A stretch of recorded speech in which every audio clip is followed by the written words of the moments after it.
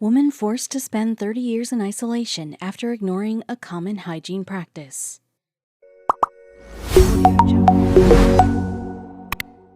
In the early 1900s, no one knew the dangerous truth about household cook Mary Mallon, not even Mary herself. So when she placed her peaches and ice cream in front of her employers, they dug in, excited to once again taste her famous dish. What followed was a deadly mystery that took decades to fully unravel. Typhoid Mary turned out to be one of history's biggest social pariahs, and all because of a bowl of ice cream. Like most New Yorkers in the early 1900s, Mary Mallon was an immigrant. She arrived in New York from Ireland in 1883, and she sought work doing the one thing she enjoyed: cooking. It wasn't long, though, before she started to notice a worrying trend. Weeks into every cooking job, the family she worked for would be struck by concerning symptoms: high fevers, splitting headaches, and terrible digestive woes that left them weak and exhausted. But Mary curiously never got sick. She hopped from house to house, which is how she started working for the Warren family. Days after they ate Mary's ice cream with peaches, it happened again. Each member of the family got sick. This time, however, Mary's employer didn't chalk it up to fate. Instead, Mr. Warren hired an investigator to find out why his family was suddenly suffering from typhoid, an uncommon disease for their part of Oyster Bay, Long Island. George Soper, the investigator, slowly tracked the illness's path. In each household affected by typhoid, there was a common thread: an Irish cook. The problem was, as Soper searched for the cook, he learned something alarming about her history. This mysterious Irish cook, it turned out, had a habit of skipping town. Mary Mallon always left her employment as soon as a case of typhoid fever broke out, often conveniently forgetting to leave a forwarding address. By the time Soper found her working in the household of another family, he realized something terrible about Mary. Soper didn't yet have proof, but time would prove his hunch right. Mary Mallon was the first asymptomatic carrier of typhoid to be identified in the United States, and it wasn't difficult to figure out how she spread it to countless people. Typhoid usually spreads because the carrier didn't take the right hygienic precautions, such as washing their hands after going to the bathroom. When a cook, who touches the food of every household member, neglects to wash their hands, the results are messy. And that's exactly what happened with Mary. Whether it was because of her own exhaustion as an overworked cook or plain carelessness, it's likely that Mary didn't wash her hands before making meals for her employers, a fatefully bad decision. Soper deduced that Mary's employers couldn't have contracted typhoid from her hot meals because the high cooking temperatures would have killed the deadly bacteria. That's when they identified the real source: Mary's famous ice cream served with peaches. Soper gave Mary the cold, hard facts. All 7 families she'd worked for had contracted typhoid fever, and 1 little girl died. Even with this knowledge, Mary refused to be tested for typhoid until the police showed up at her door. The cook was shoved into an ambulance and taken to Willard Parker Hospital. For the next 4 days, a restrained Mary was forced to provide urine and stool samples, which yielded scary results. She was filled with typhoid bacteria.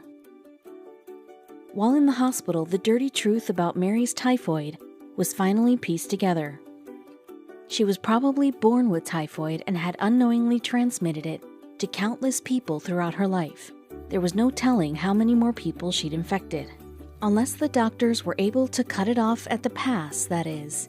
When Mary admitted that she hardly ever washed her hands, the authorities sentenced Mary to a short quarantine on North Brother Island. While in quarantine, Mary refused to have her gallbladder removed, even though it was probably the source of her typhoid. She also refused to stop working as a cook, if and when she returned to the mainland. With that, Mary earned herself a very unflattering nickname. To the public, she became known as Typhoid Mary. Everyone was content to have her safely quarantined on North Brother Island, but Mary herself was miserable. She suffered from a nervous breakdown and complained that the doctors treated her like a guinea pig. All the while, Mary never believed that she was the reason all those people got sick. Despite this stubbornness, after 2 years on North Brother Island, The New York Commissioner of Health told Mary she could return to society on one condition. He forced Mary to sign an affidavit promising that she would never work as a cook again. She agreed and returned to New York City, where she successfully faded into the crowd. Until, a few years later, a group of hospital workers suddenly fell ill. Various restaurants, hotels, and spas also reported outbreaks of typhoid. It didn't take long for Soper to notice a common thread with each outbreak. An Irish cook, sometimes named Mary Brown or Mary Breshoff, always left a string of illness in her wake. In 1915, Soper found Mary cooking for Sloan Hospital for Women, where 25 people were infected and 2 died of typhoid. With that, Mary was taken into custody and forced back to North Brother Island. This time, though, it was an extended stay. This extended stay ended up lasting Mary for the rest of her life. For 23 years, she lived alone in a cottage on North Brother Island, where she could cook all she wanted without hurting others. By the time she died in 1938, there were big changes on the mainland. By then, other asymptomatic typhoid carriers had been identified, making Mary's forced confinement the subject of controversy to this day. Some estimate that Mary may have caused, whether intentionally or not, 50 deaths, and to think it all started with a bowl of ice cream. It's possible that despite her nickname, Typhoid Mary never really grasped how dangerous she was to the public. The same can't be said for Julia Lyons, a woman who used the 1918 flu pandemic to her advantage. She's one of the most sinister nurses in history. At the time, though, most people didn't know that Julia Lyons, a woman of diamonds and furs and silken ankles, wasn't who she claimed to be. In September of 1918, she'd been arrested after posing as a Department of Justice representative and cashing stolen tokens. But Julia, Chicago authorities soon learned, was more clever than they gave her credit for. When their heads were turned, she escaped from custody and disappeared into the city. She needed a way to blend in, and she knew the perfect way to do so. Julia looked around and noticed how panicked everyone was about the flu. The way she saw it, people were so desperate for nurses that no one would notice if she, say, donned one of the thousands of nurses' uniforms lying around the city. That's how Julia Lyons became Nurse Julia.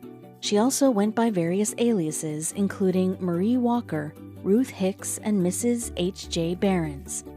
She started working as a nurse in a handful of households, but couldn't contain her scheming ways for long.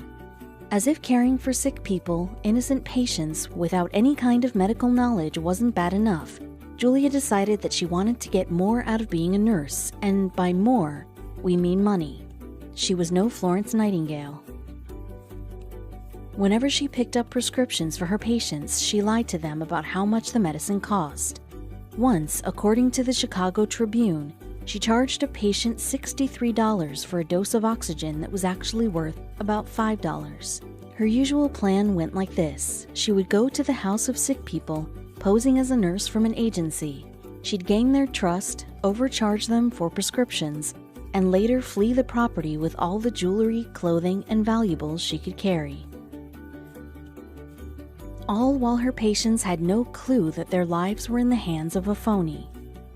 As one story goes, a 9-year-old once begged Julia to help care for his brother, who was out of his head with illness. Her response was characteristically callous. "Oh, let him rave," she reportedly said. "He's used to raving." The sick boy died, not that Julia seemed to care. Still, no one caught on to the act. With her rose-lipped smile and pearly teeth, it was hard to believe that Julia had anything but good intentions. Julia preyed on her patient's vulnerability. When one patient started to grow suspicious of his less than capable nurse, she won him over by sweetly saying, "Don't you remember me? Why, when I was a little girl, I used to hitch on your wagons." This lie arrived just in time. A detective was on Julia's tail until the sick man, who assumed he had simply forgotten Julia since his childhood days, vouched for Julia's credibility. When she disappeared soon after with his watch and other valuables, the man was stunned.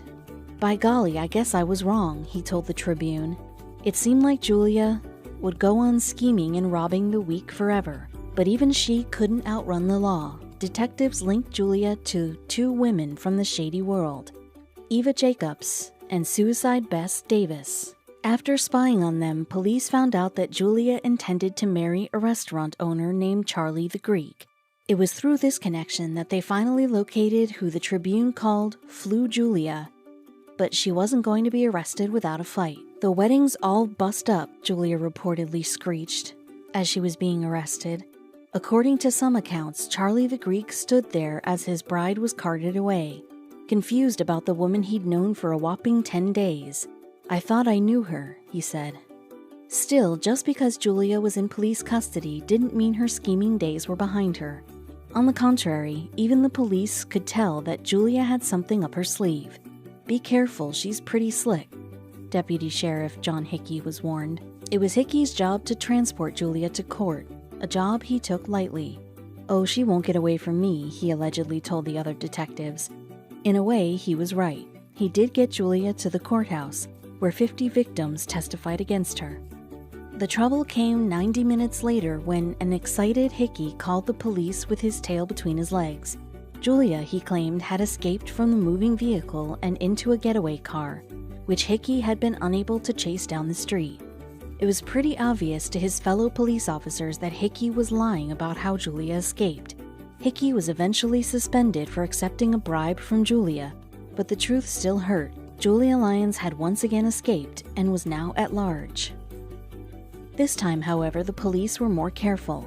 They scanned through page after page of nurses' registries until they found a possible lead. There was a Mrs. James working as a nurse on Fullerton Boulevard, and something about her story seemed suspicious. For one, she was new to the household and her physical description fit that of Julia. Sure enough, when they arrived at the flu-ridden household, they found Julia, perfectly healthy and very unhappy to see them. Mrs. M.S. James, nee Flu Julia, nee Slicker Julia, who walked away on November Day from former Deputy Sheriff John Hickey, walked back into custody involuntarily, the Chicago Tribune reported, on March 21, 1919. This time, Julia had no one to help her escape. During her lengthy trial, she first claimed that she had been forced into her life of crime by a band of thieves, and when no one believed her, she pleaded insanity. By this point, though, everyone knew not to trust Julia Lyons. She was found guilty of larceny and served up to a decade in prison for her crimes.